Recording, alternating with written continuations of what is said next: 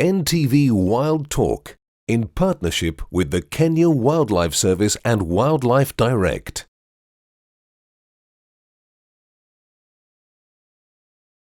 Hello and welcome to NTV Wild Talk with me, Smriti Vidyarthi, coming to you from Watamu.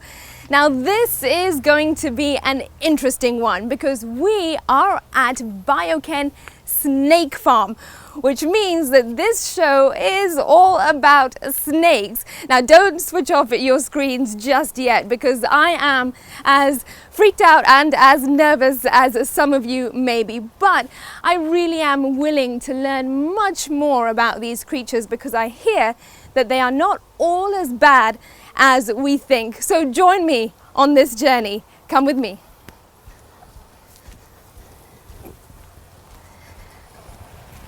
Hi, how are you doing? Very good. So this is Ryan Taylor and he is the director of Bioken.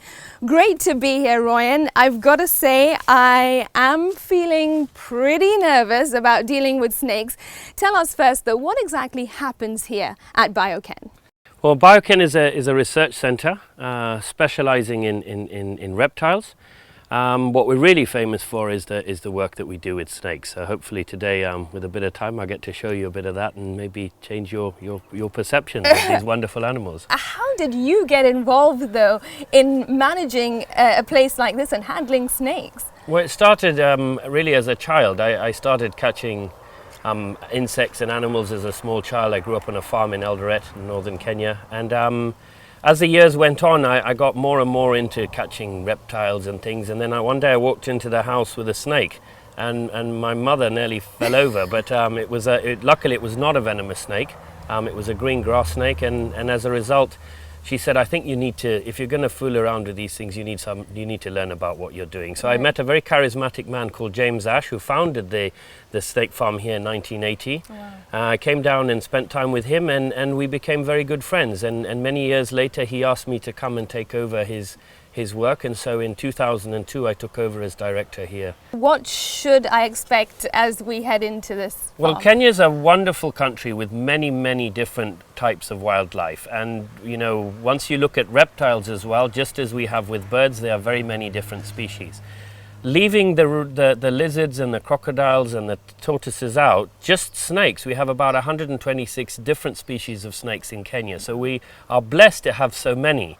Luckily, most of these are not poisonous and they can do absolutely no harm. Some of them are, and we can boast some of the most venomous and the most dangerous snakes in the world. We have them even here. And here at the farm as well? Yes, we do. All right, we will find out so much more in just a moment. Wish me luck. I have never handled a snake before. I have not even come this close to a snake, but I trust you and that's what you've got to do. So come with us. Karibu. Asante.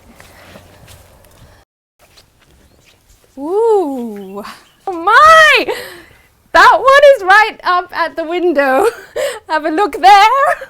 So here, Smriti, is the first of the snakes in the line of a whole load of snakes I'm going to show you. Don't be nervous. There is decent glass here. They won't be able to get out and get you. Do you have any idea what snake this is?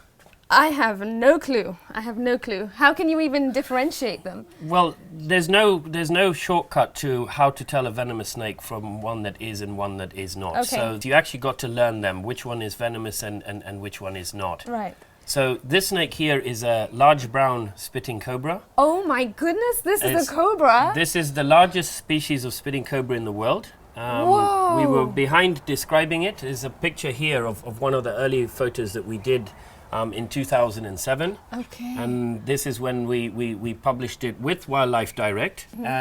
And what we were able to do is we were able to prove that this is a different species to the black-necked spitting cobra, which was well known in Kenya before. Right. So basically all the lowland areas along the coast and into parts of Tsavo, Amboseli, northern Kenya, Samburu, you get this very large spitting cobra. Most spitting cobras pit out at about 4.5, 5 feet. These easily grow to 6 or 7 feet. And if it's a spitting cobra, does that mean obviously it spits at its prey, or why is it called that? So what they do is they spit, but only to defend themselves. Uh-huh. And so they don't spit at their food, but what they do is they aim for the eyes. So if there's a cat or a mongoose or something causing it trouble, it will spit in the eyes. It's incredibly painful, and so then the animal will leave it alone. So if that happens to you, it doesn't then attack you. It'll usually disappear off into the bush. A lot of people I've met who have been spat at in the eyes never actually saw the snake. Once it spat at them, they closed their eyes and then it disappeared. Oh, wow. But can it blind somebody? It can, if you need to be treated. The treatment, it's very important to know, is to wash the eyes out with lots and lots of water. Any bland liquid you can get hold of. So we usually say stick your head in a bucket and rinse the eyes out, or lie on the grass with a hose pipe. Rinse all that venom out, and then you'll be fine. If you don't, you can get all sorts of complications. Secondary infection can set in, and there are cases where people have actually lost their eyesight as a result. Wow. All right. So the first snake that we're seeing is a spitting cobra. How dramatic. I'm sure you've got plenty more to show us. We have plenty. There's a whole load of these. So these first few cages here are all large brown cobras. I'm noticing that, it's once in a while it's sticking its tongue out. What does that mean? Why is it doing that? Well, you see, they can't smell with their nostrils. They smell with the tongue. The forked tongue will pick up scent particles from the air, and then at the back of the top of the mouth, they have an organ called a Jacobson's organ. And what that does is it allows it to taste air particles, and it's a much, much better sense of smell than ours. So these are large brown spitting cobras. Yes. What other cobras exist? Well, in Kenya, we've got 5 different cobras, 3 that spit, the large brown, the black-necked, and then in Savo and dry country, we have a red spitting cobra. It's red in color. And then we have 2 that don't spit. We've got the forest cobra, which is actually quite a rare snake, and the Egyptian cobra, again found in lowland countries around Amboseli, parts of the Rift Valley. They're also very, very difficult snake to find. And they also look very different in color. They look darker. Well, these are black neck spitting cobras that can also vary in color. They can be gray, they can be... These particular jet black ones come from the sort of Masai Mara into Serengeti. Okay, and I noticed, Royan, that on its head it's very shiny in color, but then on part of its body, it's sort of the skin is peeling. Explain that to us. Well, what snakes do is they shed their skin. As they grow, each time that they shed, they are slightly larger than they were before. So it's a way of keeping the skin in good condition. They get parasites like ticks and mites. They're unable to scratch them off because they don't have any hands. Yeah. And so what they will do is they shed their skin. And in the wild, they would shed their skin, leave it in the bush and move on. So any parasites are left on that bush. So I often say to people, if they see a shedded skin in a bush near the house, it doesn't mean the snake is living in that bush. It probably means it's living further away. Okay. Because where we have studied them, they never shed in the same place. In captivity, we have to be a little bit more careful and make sure we throw out the skins as soon as they shed, just to control parasites in a cage. Okay, interesting. Right, what next? So what I'd like to show you here is some of our more common. So these are stripe-bellied sand snakes, and they vary in different areas. From the Rift Valley, they are quite striped like this. As you get to the coast, it's a much plainer color. This is the northern stripe-bellied sand snake. It's called a stripe-bellied because there's a stripe down the inside of the belly. Right. This is the eastern stripe-bellied. This is probably one of my favorite snakes. It's called a speckled sand snake. It gets its name from the spots on the belly. Yeah. I often say to people it looks like a black and yellow hosepipe. Yes, it But does. you'll notice the top of the head is a sort of... gosh! Don't worry. The top of the head is a sort of brown color, where it's white underneath. And this is probably the fastest snake in the world. Oh. People will say, black mambas are very fast, but in our experience, probably the fastest snake you'll get is one of these speckled sand snakes. A big one like this can move very, very fast indeed. Wow. And there's a number of them. So, all of these snakes, we do say to people, a point to remember is if you've got snakes that got stripes running across the length of the body, in this part of the world, there are no snakes that can do you any harm. This is a very sweet snake here. It's called a link mark sand snake. A sweet snake. Yeah, it gets its name for the sort of chain marking on its back. Yeah. And these ones you find along the coast. And so generally, the more lower in altitude you go, the more number of species of reptiles, because they need warm weather. So in places like Nairobi, there are some snakes, but you'll find that there's very few. As you go into Limuru and places like that, you find that there's not that many snakes. As you come down in altitude, as you go into the Mara, as you come into, further down into Savo, and especially along the coast, we have a huge diversity. Why do they need warm weather to thrive and survive? Reptiles are ectotherms, which means they can't create their own body heat like we mammals do. So when we're cold, we put on a sweater and then you shiver and you create heat from inside. With reptiles, they need to get that from an external heat source. So whether it's a lizard or a snake, you will see in the morning they will come out and bask in the sun. Right. So like the sun is shining now, they pick up the heat from that. When it gets too hot, they'll go into the bush or they'll slide under a rock. All right, so these are more common ones. Yes. What's next? So Smriti, can I interest you in trying to touch one of these snakes and see what they feel like? I can promise you it's not venomous, so it won't hurt you in any way. Okay. I'll restrain the snake so It won't come for me. No. I'll make sure I'm holding it in a way where it won't. Okay. But I'd like you to feel it so that you can feel for yourself and describe whether, because a lot of people say they're slimy or they're not. Yes. Are you ready to see if you can? I see Try it. that. I see it here. What snake is this? So this is a rufous beak snake. Oh. If I ask Boniface if you can try and catch it from that side, because I don't think I can reach it from here. Oh my. Oh wow. Is there a particular way that they have to be handled and held? Oh. Actually, yeah, there is. If we just come out in the light here so that you can see. How I describe it to people when we train snake handlers is that you need to hold the animal in the chest.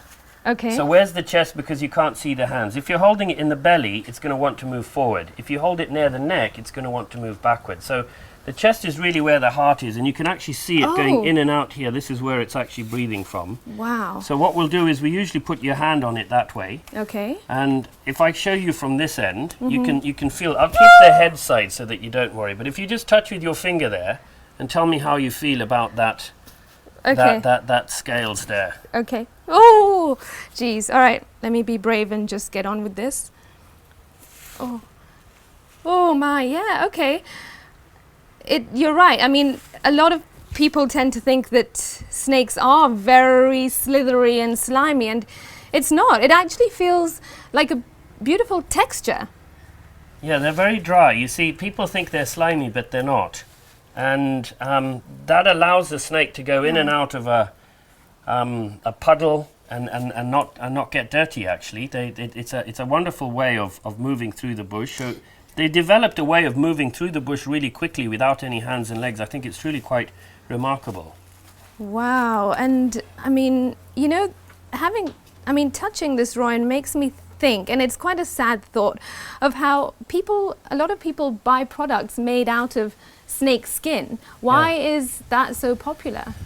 It just is because I guess it's cool, but it comes from an old way of thinking. In the old days, you know, they would kill animals for their furs and skins, and sadly, half of the world has lost its wildlife to such trades. It's certainly not sustainable. You couldn't grow these things in captivity to be able to sustainably produce that. So when we say we're a snake farm, we don't do skins, we don't do anything like that. In fact, the only product we have is the venom that we get from the venomous snakes, which is needed to make anti-venom. It's also used in medical research, which I'll explain a little bit later. Okay, and as I look closer at its face, which is now facing you, where are its ears? Well, snakes have no ears. Really? Yep. Most reptiles do, but snakes and chameleons have no ears. So they don't hear at all? They don't, but they can feel vibration in the ground. So when we have surrounded a snake in a bush and three of us are trying to catch it, we can shout at each other, it's on my side, it's on my side, and it can't hear. But if you, so when people say, oh, make lots of noise, if you're walking in the bush, they don't mean, you know, screaming and shouting, they mean banging and thumping the ground. They can feel that vibration, and then they will run away. Wow, this is amazing. And I'm not doing so badly. I'll happily touch it one more time. Well, look, Bonnie's over here. Come over here, Bonnie. You've been working here at BioChen. How long for, and what's your role? I've been here for 10 years now. Wow. And I really love snakes. Why do you love them? I mean, not many people say them. So many people are, you know, afraid of snakes. How did you grow your love for them? At first, when I was very small, I did like snakes. Okay. I did like animals at large. And later, after school, I joined a different profession. And then when I was working in the Masai Mara, I got a friend who is a fundi of snakes. Okay. He really introduced me because he found me handling snakes without knowledge. So he did actually ask the owners of Biokin that they can save me from the dangers of snakes. Right. So they mentored me from there, and I found that's my job. How do you use what you learn here at work about snakes to educate your family, your friends, and the community around here? Yeah. There is a challenge because not everybody likes snakes. Like now in my family, I find some few people likes, others don't even like snakes. But they agree and support me doing that, because once they allow me doing that, and they call me whenever they find snakes, so they know that he knows what he's doing. And I find it easier to train them when I'm handling, because if I'm removing snake from somewhere, so I can tell them, just leave it, I'll do my job. And from there, I will handle it expertly, and they take it from there. So somebody will come in and say, how do you do that? And then I will just give him. And if you are interested, I will take my time to give you the right steps on it. Okay, and have you ever been bitten by a snake? I have been bitten once by Okay. a mole viper. That's the worst one. But for smaller snakes, like harmless ones, they can bite us, so that's not a big deal. So the worst one is the mole viper, which is painful, swelling, and no problem. But that didn't stop you from working with snakes? No, it gives you some more experience on snakes and respect. Wow. Well, you know what? It's amazing to see someone like you doing such a unique and fascinating job, and really keep it up. Thank you. And I think in a while, I might at some point be ready to handle one, but not just yet. So you can put that back. All right. Thank you, Boniface.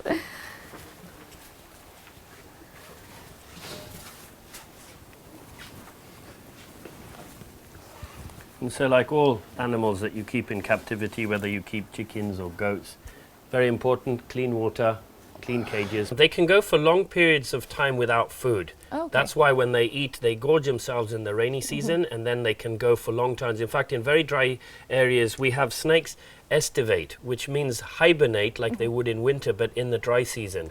So they estivate through the dry season. The beginning of the rains changes the air pressure, and then you get a lot of snakes that come out. Now they need to eat because they haven't eaten for a long time. You have lots of people are tilling the land and preparing for the rains. So that's when you have a lot of human-wildlife conflict problems with snakes, because the snakes are out, they need to eat, find a mate, get all that done before the rainy season is over to go back in the ground. People are also in the shamba, they're either clearing, preparing, or laying, and then so when they meet, you get those snake bite problems. So the number of snake calls we get and snake bites do go up. So we say to people, be careful in that season, keep your eyes open, never walk around at night without a torch, because you can see. Shoes is important. I know most people run around without, but at night especially. And so, but just be more careful in the rainy season, because that's when there are more snakes around. So interesting. All right, there's plenty more. Let's have a look. So Royan, you mentioned that snakes need to mate at a certain type of year. How do snakes do that? How do they mate? Well, actually, they're very similar to birds. Reptiles are very similar to birds. So they actually have one vent that does everything. So at certain times of year, males will look for females, females will look for males, like all wildlife does. There's a little bit of combat sometimes between males fighting over a female. I mean, that's that's the same all over the world. But, so they do. They then mate and move on. Some snakes give birth to live young, and others lay eggs. So depending on what they do, like puff adders, part of the reason they are so successful is because they don't need to find a place to lay their eggs. The female will keep the eggs inside of her, basically, and then so they have. When we say live bearers, they have actually eggs, but they don't have shells. So she'll give birth. They will hatch at the moment that she lays them, and they don't have to be incubated. And how can you tell the difference? I mean, I'm just looking at this one here. It is bright yellow in color. It looks very inquisitive. It's almost as if it's wondering what we're doing here. But how can you tell a male from a female? Well, that's a little bit more difficult. Generally, with all reptiles, the tail on the male is a lot longer. So if you turn a tortoise upside down and you've got two tortoises, you can tell male and female because it's longer or short. So obviously, it takes a while to be able to tell the vent. On a reptile like this one, the belly scales are single, and the after on the tail they are double, and so you yes. can see that. So obviously there's one larger scale there, and that's the vent. Yeah. So everything happens from that point. But telling males and females in captivity, we can do it with a probe. It's got to be done very carefully, and somebody that's been trained how to do it. In the wild, they know who males and females are. Nature Right. is just like Yeah. that. But we have a lot of different kinds of venomous snakes, and people get confused by how do you tell this or that. You can generally say, in Kenya, we can break them into vipers, which are the big snakes with long fangs. We have the mambas, which are tree snakes that move very, very quickly. And then we have the cobras that stand. People know that. And often people make a mistake because it doesn't always stand. Yeah. Often if it's not in an aggressive pose, it doesn't need to stand. So that you can break it into those three groups, and then we have two of the back fang snakes that are medically important. One is the twig snake, which I'll explain to you, and this one here is a boomslang. In Okay. South African Dutch it means Afrikaans, but the name is reserved across the world for it. You can tell it because it's got a really large eye. The eye on the Yes, head yes, is yes. much larger than anything else. And this is a very important snake because there is only one antivenom for this snake. Wow. And the only place in East Africa that has it is us, here Wow. at Bioken. All right, so speaking about anti-venom, we're going to talk much more about that in just a moment. You are watching NTV Wild Talk, coming to you from Bioken Snake Farm here in Watamu. It is fascinating to get so up close to these snakes, but there is so much more when we return. Do stay with us.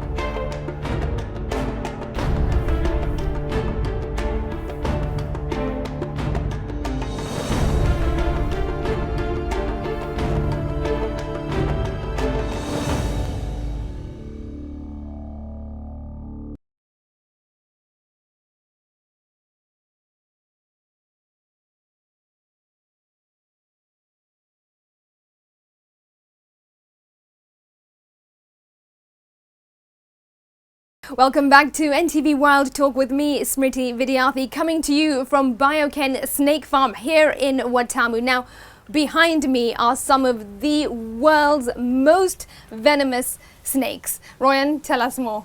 Well, what we've got here are mambas. And, you know, mamba in Kiswahili means crocodile. But the correct term in English, a mamba is a snake, a very large venomous tree snake. And in Kenya we have 3 species. A lot of people don't know about the Jameson's mamba, which is found in western Kenya, mainly in and around Kakamega Forest and the tea estates in that area. It's a green snake with a black tail. Along the coast you'll get the green mamba. This is the eastern green mamba. You can tell it's got that luminous green colour, like the socks we used to wear in the 1980s. Right. So bright. And then we've got the black mamba, which is a much bigger snake. They grow maximum size about 12 to 14 feet. Average at around 8-9 feet, so they're very big snakes.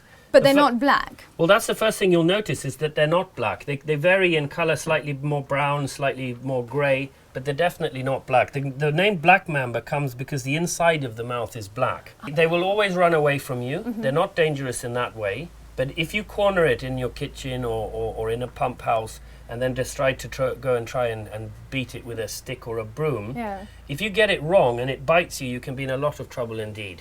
Because the venom of the black mamba is very, very fast acting, and you can, in some cases, within an hour easily, a snake like that can actually take somebody's life. So the importance of having anti-venom nearby, a doctor that, you know, have its correct storage, because it needs to be kept refrigerated, make sure a doctor that has been trained and knows how to deal with snake bite is very, very important. Right, and would a snake bite just because it has been aggravated and, you know, someone's trying to kill it, or it's just, you know, bad timing? You know what, a bit of both. You will find, like, you know, in a snake like a mamba, in every case that we've had a snake bite, it has been because the person was trying to kill the snake or trying to catch it. Right. So it's snake handlers like myself that can get into trouble because you're putting yourself very, very close to a dangerous animal like this. But it's people who, you know, what has happened in a number of cases, somebody has stoned the snake, it's gone into a log pile, they couldn't get it out. Then later that evening, a lady has come to collect firewood for the house, right. and then the snake has bitten her because its back is broken. But in a case like that, it is. But they don't go out and attack people for no reason. Okay. They will always run away. They're very difficult to catch because they're fast. You have to chase after them if you want to catch one. So, to be honest, it's one of those snakes that bites very few people because you don't come into contact with it like that. We're more likely to get into trouble with a snake like a puff adder that sits on the pathway. If you walk along at night, you don't see it, you kick it or jostle it with your foot and it will bite you. And so we get more bites from puff adders than any other snake in Kenya. That's incredible. Yeah. Now, you talked about anti-venom and why that is so critical. Yeah. So in just a moment, we're going to learn much more about anti-venom. So many people are very fearful about snakes, primarily because they are afraid of getting bitten by them. And Royan, you did say that some of those bites can be life-threatening, but anti-venom plays a big part in saving someone's life. What is anti-venom? Well, the simplest way to explain it, anti-venom is the name of the medicine that they will use to treat you with if you've been bitten by a venomous snake. Okay. So in simple terms, if a snake bites you, there's a particular venom from that species. So you need to neutralize that venom, and the best way that has been done for the last 50 odd years is for an anti-venom to be made. And what we do is we will milk a snake to get its venom out. That venom is then desiccated, which we will freeze dried, and in a dried form it is then injected into a large animal such as a horse. A horse? A horse. And from there they then are able, that horse over a period of 14 to 18 months will build up an immunity against that snake's venom. We then can extract, well, we don't do it, but the guys who do, they extract the blood, separate the serum, which is the clear liquid. That's reduced in volume and packed in a 10 cc vial. So it's pure horse serum. It is then kept refrigerated because it can spoil. And when you're bitten by a venomous snake, you are given an anti-venom injection of that anti-venom, and it is given intravenously for the species that it bit. What we've managed to do over a number of years now is produce a polyvalent antivenom that covers a number of different species. Right. So like the one I've got here is this SIMA, stands for South African Institute of Medical Research. It's produced by SAVP now, which is South African Vaccine Producers. Yeah. This is polyvalent snake antivenom, and it will cover all the mambas, the large vipers, and the cobras, both spitting and non-spitting. So this is possibly the most important antivenom to hold for people like us in East Africa. Right. So we stock this at the snake farm. If I have an accident or one of my staff does and is bitten by a snake, this is what we will use, and it works. There's a lot of problems in Kenya at the moment where we've had some substandard or antivenoms that are not appropriate for our area. So if you use an antivenom that's made for a snake in South America or made for a snake in India, it's not going to help you. So it's very important. And what is really important is we need to produce the venom for them to be able to make antivenom. We have a number of snakes that you need a monovalent or a specific antivenom for, but this is probably the most important one to stock and hold here in So Kenya. essentially what you're saying is that to make anti-venom, you need venom from a snake. Correct.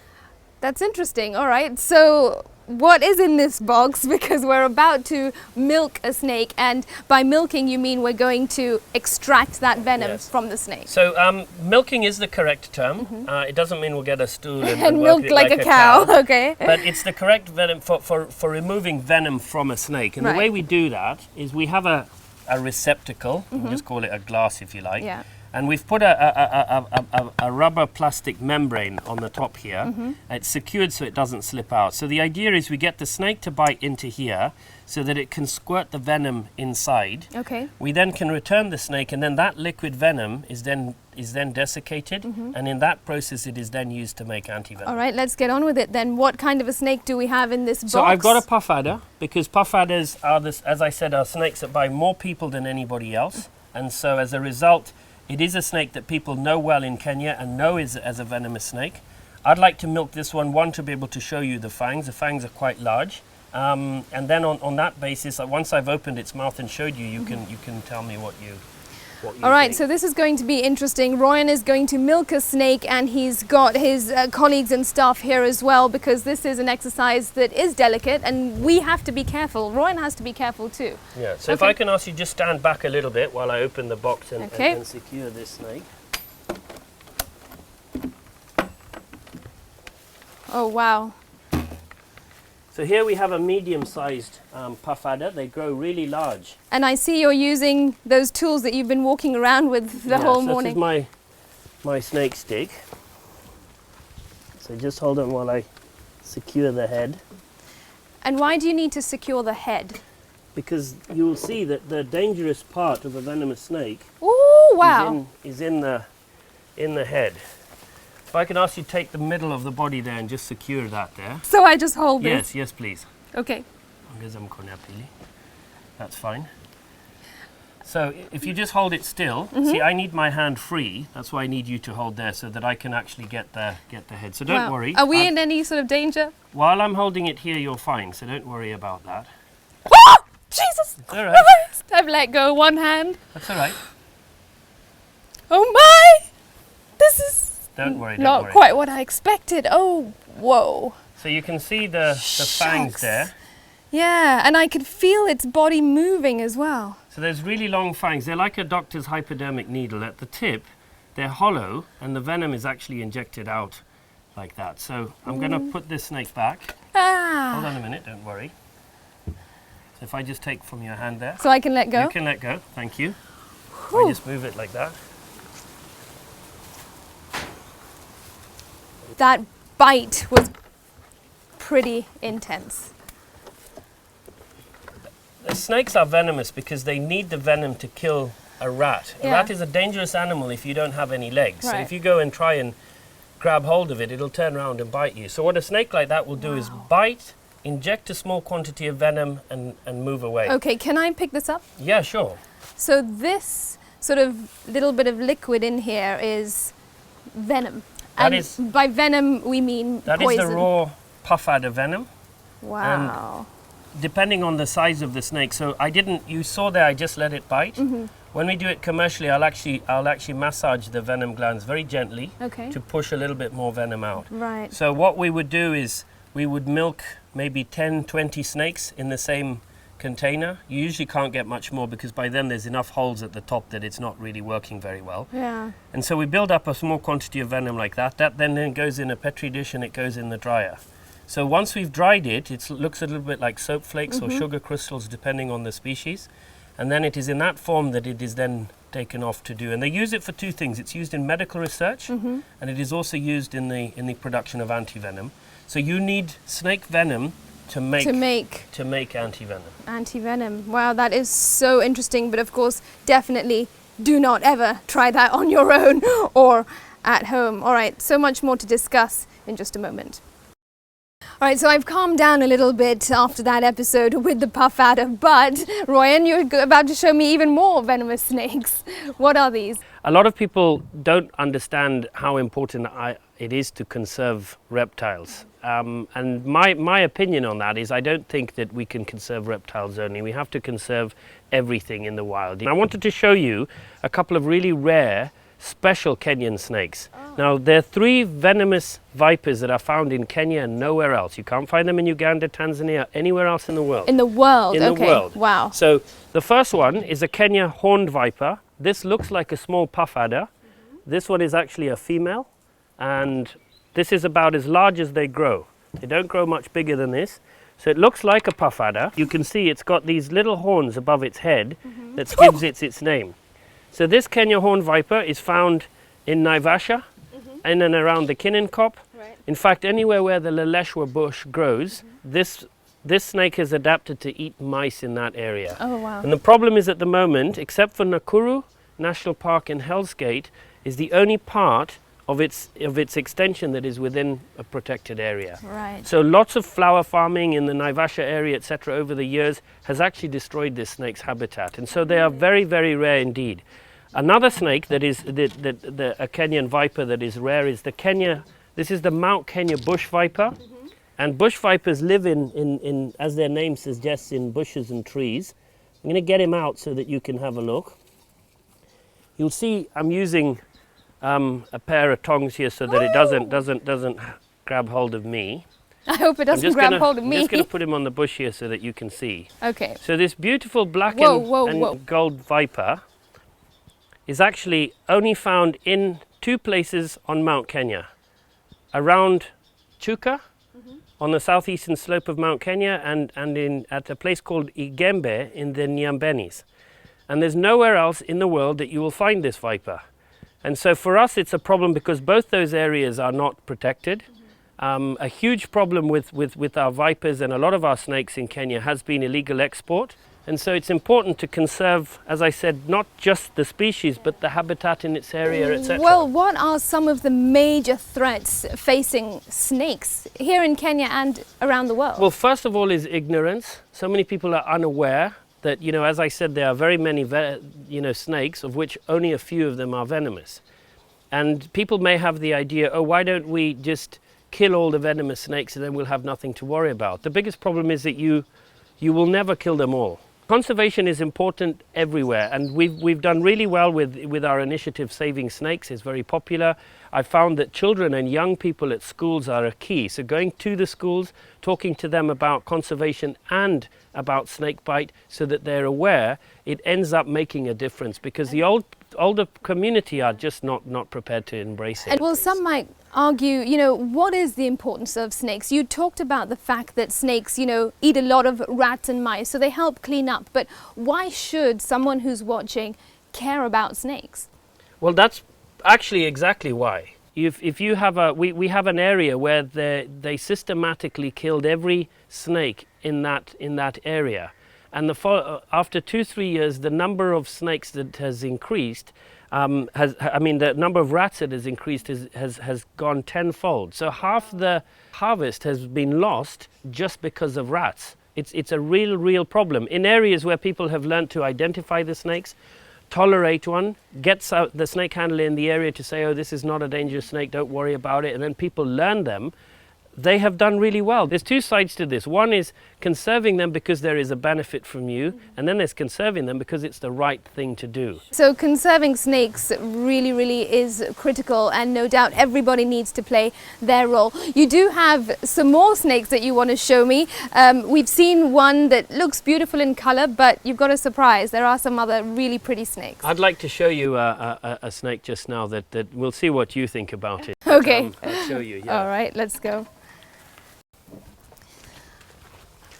So Smriti, what I'd like to do is I'd like to show you something that I think is very unique to this part of Kenya. That is a bright blue snake. It is, that's the idea. They're quite fast moving. This is one of the spotted bush snakes. And this is not venomous. This is not venomous. Wow, I've never seen or heard of a blue snake. Whoa. So in nature, most of them are green. And as you can see, the one in this cage, I'll see if I can get one out of here to show you. There's 2 of them in there, I see. There's more than 2, so I'm just okay. trying to get one out. But these ones cannot bite, will not bite. Oh! Okay, got him. That was... Well, they do bite. Okay. As you see, that one is quite, but let him just calm down, I'll show you.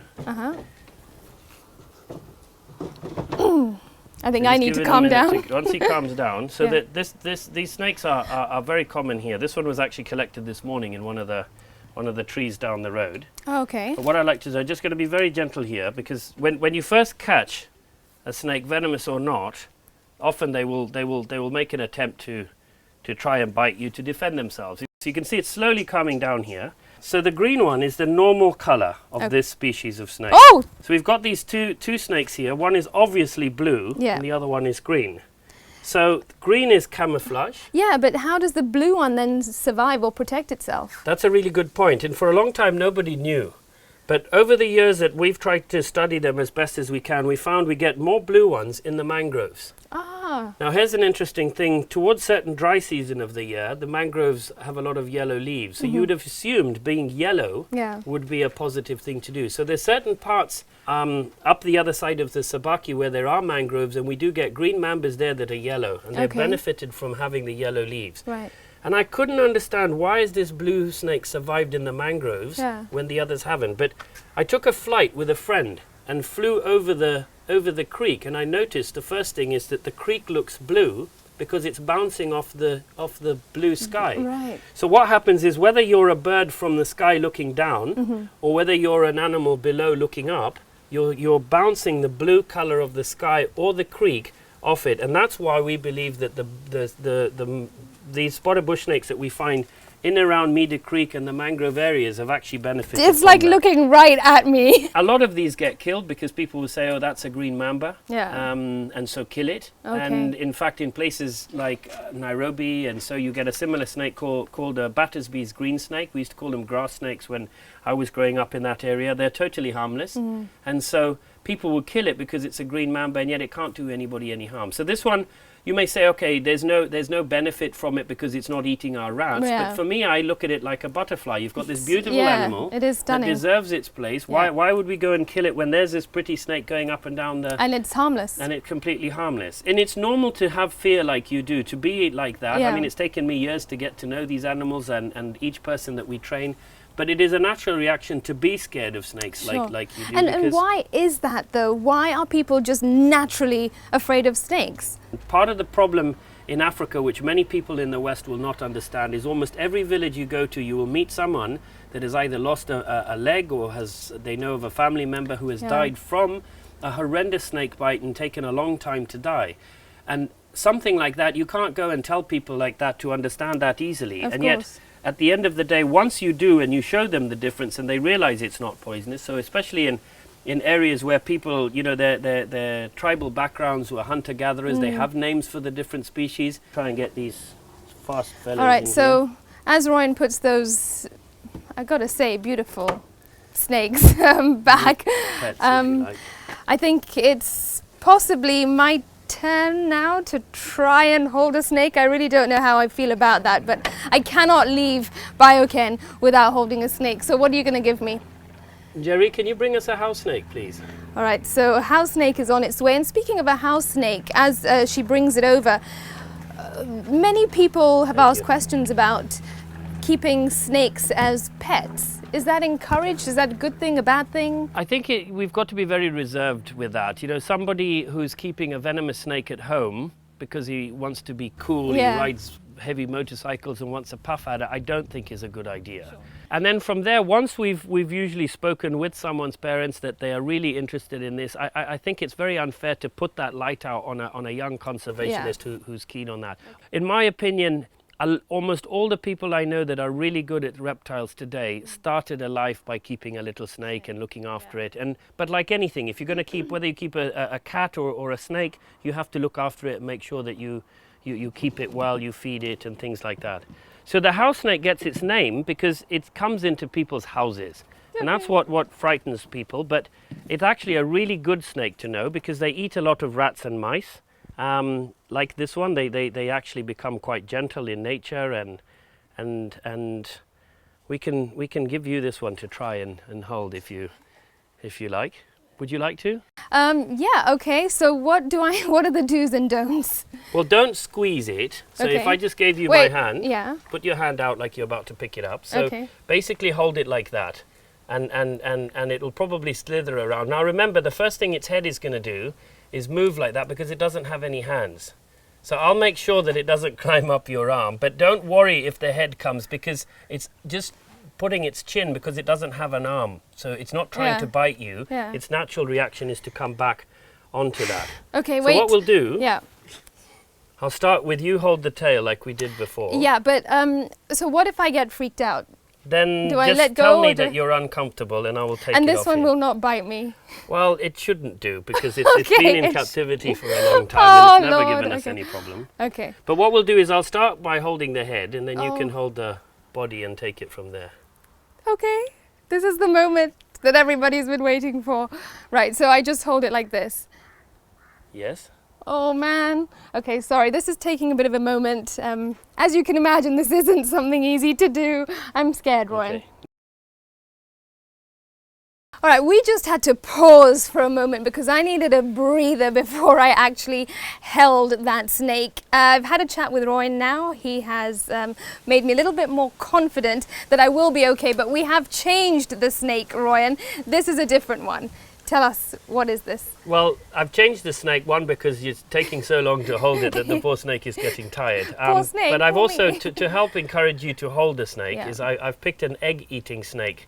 This is a snake that has no teeth. It only eats chicken, well, it eats birds' eggs. We feed our bigger ones on chicken eggs. They also do not bite, because if they do, they give away that they can't defend themselves. And so it's a snake that I promise you this snake cannot bite you. Okay. So what you've got to do now is to deal with yourself, Yep. because all of Kenya's watching you, Yeah. is to actually pull yourself together that you can hold a snake by Yeah. yourself. You going to try? I'm going to do it. God be with me. I'm sure once I actually do it, it's not even going to be that big a deal. But it might be. So this is an East African egg-eating snake. It's got this beautiful grey colour, and they've got these lovely little white markings on the back. You'll see the skin is also quite rough compared to other snakes. Okay. So what I'd like to do is I'd like to give you half the snake and see whether you can manage with that. That's it. And if you just take the tail so that you can support it. Don't worry, if the tail, it has no arms, so all it's doing. Is slithering Yeah, around. that's okay. So Whoa, what that's are you okay. doing? No, I'm still here. Ah! Oh! Okay, so what I'm feeling by making these noises is I'm feeling the snake sort of slithering on my arm and around me, but I think I can do it. It's just a very strange, unusual feeling. And I'm doing it. If you lift your thumb a little bit, just to give her something to support her. Okay. There we go. All right, there we go. So I'm good right now. This is an interesting sensation, I've got to say. I think if she starts rolling up my arm. I'm right here, don't worry. Wow, so this snake is harmless. But of course, nobody should just pick up a snake at all. What are the do's and don'ts if you see a snake? You mentioned that people should call you, and we will share out your contacts. But if they can't get hold of somebody, what should they do? Well, we would say if you see a snake like this on the kitchen floor, get a broom and sweep it outside. Just you don't need to kill it. Just let it go. It's not doing anybody any harm. And really encourage people. I certainly think it's very important not to try and pick it up. Okay. Because if you make a mistake and pick up a venomous snake, you can be in a lot of problem. Yeah. But it's just a wild animal, and it just got lost, and it's in the wrong Oh! place. No, don't worry, I'm right here. Okay. It's behaving, but now it's coming closer to me. No, it's not. It's fine. All right. Okay. I think I'm done. All right. Well done. There we go. Very proud of you. Slowly. Okay. Okay. Coiling around me. Yeah. Well done. All right, so I've held a snake, and I know you're probably thinking that it looks so easy, it's not a big deal, but you try. Come over to Bioken and see, that fear really does get to you, but Royan does really make it much easier. And once you learn the importance of snakes and how beautiful they are and how much they need protecting, I'm sure that you will be holding a snake next time you visit. And there it is, look, crawling over you, and you're just okay with it. All right, well, at this point we have learned so much about snakes, and it is time to bring you our wild guess question. List 3 of the most venomous types of snakes in Kenya. List 3 of the most venomous types of snakes in Kenya. To participate, just like the NTV Wild Facebook page. Only answers posted on the timeline post that's associated with this question will be considered. The first person to answer correctly wins a voucher for a truly delightful, relaxing and uplifting spa experience at the Shiangiki Spa, a small haven of sheer wellness, serenity and bliss located at Karen Connection. Plus free entry for 4 people and a vehicle to any national park of your choice, courtesy of the Kenya Wildlife Service. 1 bottle of wine courtesy of Wines of the World, and a gift hamper courtesy of Wildlife Direct. Terms and conditions apply and can be found on the NTV Wild Facebook page. Last week's lucky winner was Maria Minaj. And now here is our wild pick segment.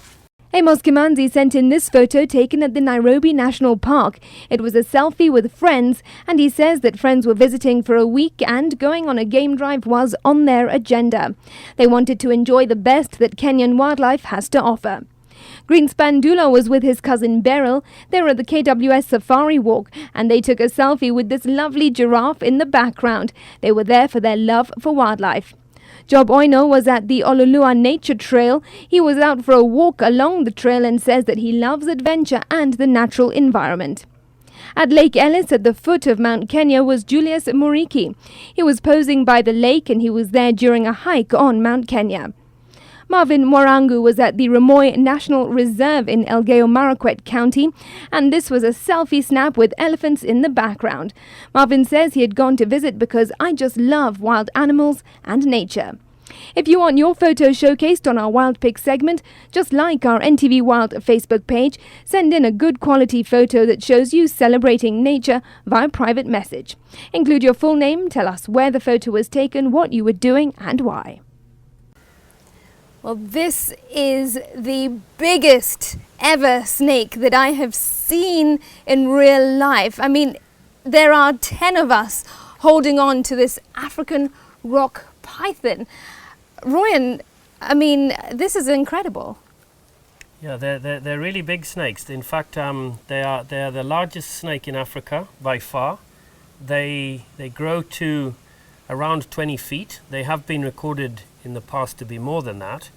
We certainly have caught them up to and around 18 feet. This is a 16-foot snake here. She weighs about 25 to 28 kilos.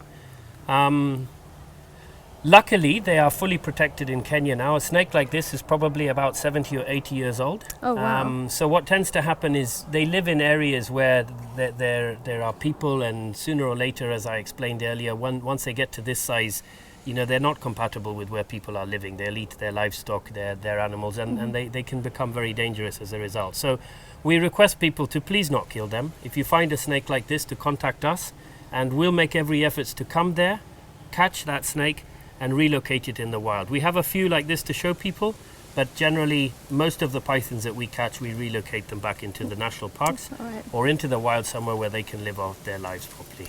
I have never met anybody, Royan, like you who has such a passion for snakes. What you and your entire team of men and women are doing here really is impressive. Never did I think I would get this close to a snake. I mean, look at it. It is just absolutely fascinating, and these creatures must be protected. They are under threat, and you can always do your bit. For more information, log on to www.bio-ken.com. Well, that's it on NTV Wild Talk with me, Smriti Vidyarthi, coming to you from BioKen Snake Farm, handling snakes. And you know what? I would do this all over again. Thanks very much. See you next Tuesday at 10 p.m. All right. Whoa.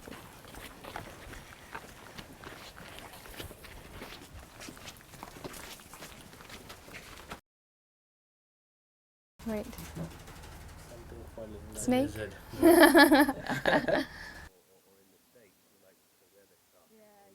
I'm here. Niko hapa, usijali. Tuko pamoja. Yeah. NTV World Tour coming to you from the BioKen Snake Farm here. Put the cobra down. It thinks that the camera lens is a hole, so it goes straight to it. It almost kushika hapa. Sawa. Woo-ho-ho! NTV Wild Talk in partnership with the Kenya Wildlife Service and Wildlife Direct.